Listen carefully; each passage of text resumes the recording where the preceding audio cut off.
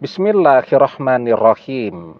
Assalamualaikum warahmatullahi wabarakatuh. Bapak-bapak, ibu-ibu, mas-mas, mbak-mbak, khususnya adik-adikku sekalian yang dirahmati Allah dimanapun Anda berada. Kembali di IIP Channel bersama saya, IIP Wijayanto. Kali ini kita akan membahas tema hindari afrodisiak agar rasa kangenmu yang begitu menggedor-gedor hati kepada mantan bisa terkendali. Ya. Nah, jadi ya, kita pernah membahas di video terdahulu bahwa ketika seseorang sudah pernah berhubungan intim, apakah berzinah ataukah suami istri yang sudah menikah. Ya, kalau yang suami istri sudah menikah berpahala, kalau yang berzinah berdosa, ya. Aktivitasnya ya sama, hubungan intim itu ya kurang lebih sama kan? Tapi yang membedakan, yang berzinah dapat dosa ke neraka, yang sudah menikah suami istri berpahala. Nah, jadi ya, ketika perpisahan itu terjadi, baik yang berzinah ataupun yang sudah menikah, bercerai, orang yang sudah pernah berhubungan intim atau sudah seks aktif, itu memang sulit ya untuk bisa mengendalikan keinginan itu. Nah, tanpa kita sadari sebenarnya ada begitu banyak hal yang kita lakukan yang membuat kita jadi pengen, ya. Jadi misal melihat foto-foto mantan itu ya, melihat foto-foto dan video kebersamaan dengan mantan itu ya. Jadi teringat ya di video lagi belanja, lagi nonton, lagi makan dan seterusnya bersama mantan. Nah, jadi keinginan itu muncul. Ditambah lagi dengan tanpa kita sadari kita juga mengkonsumsi makanan dan minuman yang mengandung afrodisiak. Ya. Jadi afrodisiak itu ya adalah jenis makanan atau minuman yang diklaim dapat meningkatkan gairah seksual pada diri seseorang. Nah, itu ya. Jadi ada banyak nih ya makanan dan minuman yang mengandung afrodisiak. Ya. Saya baca di website Hello Sehat dan Hello Doc ya. Ini ada artikel yang sangat bagus tentang afrodisiak. Di antaranya ya, apel. Jadi sebuah penelitian tahun 2014 kepada 700 orang wanita yang mengkonsumsi apel 1 sampai 2 butir per hari memiliki fungsi seks yang lebih baik ya. Dan apel juga membantu lubrikasi pada alat kemaluan wanita. Yang kedua, cabai. Ya. Senyawa capsaicin dapat meningkatkan sirkulasi darah ya. Sehingga peredaran darah menjadi lancar dan dapat meningkatkan fungsi seksual ya. Kemudian nah ini nih, yang ketiga nih, wine atau minuman keras. Dulu zaman saya masih mahasiswa dulu ya, tahun 96-an itu.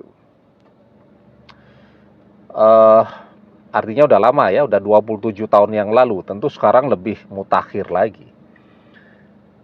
Kalau ada teman yang sedang patah hati itu, sedang frustasi, tahu-tahu kita ke kos-kosannya, itu dia lagi mabok tuh. Lagi teler dia. Ya. Kita tanya itu ya nyeracau jawabnya. Kenapa? Ternyata baru diputus oleh pacarnya.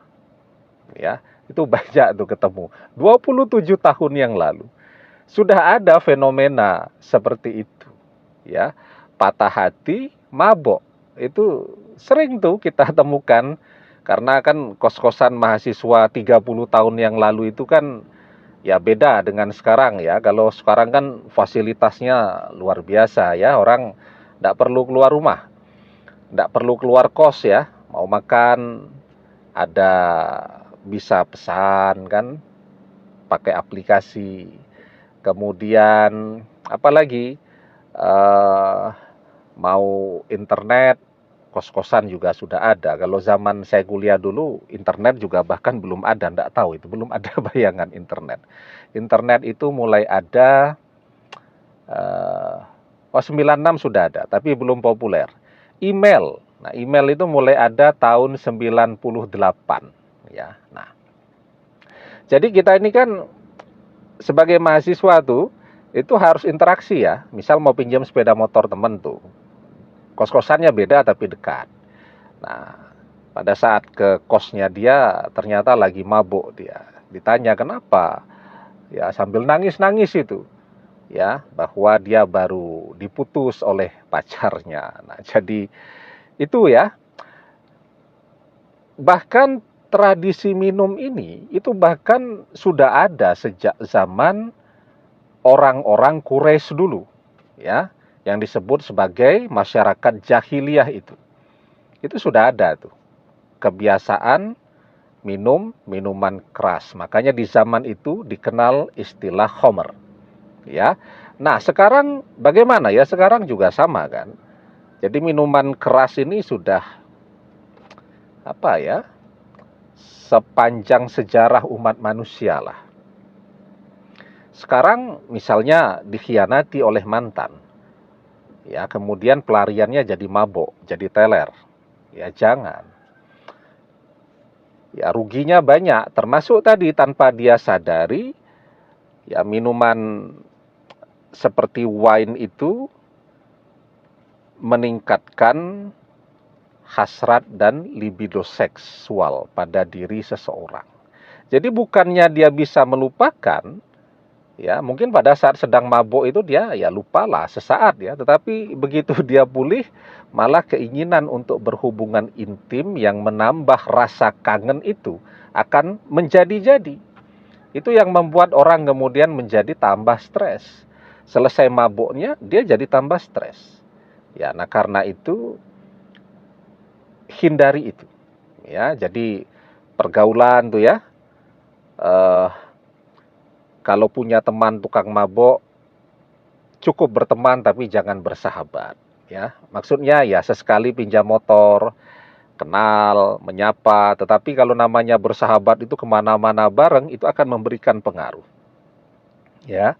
Jadi seperti saya ceritakan, zaman saya kuliah dulu pun mahasiswa yang mabok itu sudah banyak, ya. Ujian UTS misalnya atau UAS ya, ujian akhir semester, indeks prestasinya jeblok, mabok, misalkan gitu kan. Kemudian ya itu tadi cintanya ditolak, mabok, ya, dan seterusnya. Dan saya melihat itu sekarang kan kita masih kontak terus kan. Artinya di usia seperti saya itu kan sebenarnya ya dibilang sudah senior ya, lumayan senior ya, 45 tahun itu, tetapi kan sebenarnya masih masuk klasifikasi muda kan. Dan saya bersyukur sekali, alhamdulillah di masa muda itu tidak pernah menyentuh yang seperti itu, walaupun teman-teman ya yang dekat-dekat kos-kosannya itu ya banyak seperti itu. Alhamdulillah. Nah, apa yang terjadi pada teman-teman yang saya tahu nih track recordnya di masa muda itu seperti apa, ya sekarang sudah mulai mengalami gangguan pada liver dan seterusnya tadi. Jadi ya kita bersyukur alhamdulillah di usia 45 tahun ini sehat walafiat dan terus manfaat ya. Tetapi ternyata masa muda itu memang harus hati-hati ya, harus betul-betul bisa menjaga diri. Nah, jadi ya ketika terjadi perpisahan, pelarian dengan mabok itu sama sekali tidak ada manfaatnya, rugi tok, ya. Nah, termasuk misal ada yang tanya, kalau cuman sekedar icip-icip Pak Ustadz, bagaimana? Ya, artinya tidak sampai mabok lah. Jadi satu minuman yang dalam jumlah banyaknya dia memabukkan, dalam jumlah sedikit artinya dia cuma icip-icip, tidak sampai mabuk. Itu juga sesuatu yang diharamkan. Maka di dalam sebuah hadis kita diajarkan, ma'askaro kasiruhu faqaliluhu haramun. Sesuatu yang banyaknya memabukkan, maka yang sedikit pun diharamkan. Itu ya. Nah, jadi hindari itu. Hindari mencari hiburan dengan minum-minuman keras. Mabok, duit habis, justru keinginan untuk berhubungan intim kembali dengan mantan akan terus meningkat, ya. Nah, kemudian ada juga misalnya coklat, ya. Jadi coklat itu mengandung peniletilamin, yaitu stimulan untuk rasa bahagia, ya. Ya mungkin ada baiknya dihindari. Kemudian ginseng itu juga meningkatkan libido. Setelah itu kacang-kacangan sama, ya. Nah, kemudian ada semangka. Semangka itu ternyata membantu mengatasi disfungsi ereksi ringan, ya. Jadi senyawa citrulline itu memperbaiki aliran darah ke kemaluan pria, ya. Jadi tambah pengen. Mungkin buahnya bisa diganti yang lain, ya. Nah, kemudian juga nih yang suka seafood, ya, ada tiram. Tiram itu mengandung zinc, ya. Jadi zinc itu berfungsi untuk produksi testosteron, kemudian juga produksi sperma. Nah, jadi repot juga tuh kalau kantongnya jadi penuh, ya. Dan tiram itu mengandung dopamin. Nah, ini saya terpaksa baca nih. Kemarin saya pakai ingat-ingat, kepleset ngomong dopamin jadi dapomin, itu saya baca yang di TikTok tuh komennya tuh, jadi tidak dilihat substansi dari videonya tapi malah sibuk dopamin Ustadz, dopamin ya, dopamin ya. Orang kepleset-kepleset sedikit kan boleh. Saya kan bukan dokter. Dopamin, ya, bahan kimia pada otak yang meningkatkan keinginan untuk berhubungan intim. Wah, ya. Kemudian kopi juga meningkatkan dopamin di otak, ya. Jadi dopamin sama fungsinya untuk meningkatkan keinginan untuk berhubungan intim. Dan makanan minuman lainnya nanti bisa dibaca, ya. Bisa di googling makanan apa saja yang mengandung afrodisiak, ya. Afrodisiak itu adalah zat yang dapat meningkatkan gairah seksual pada diri seseorang.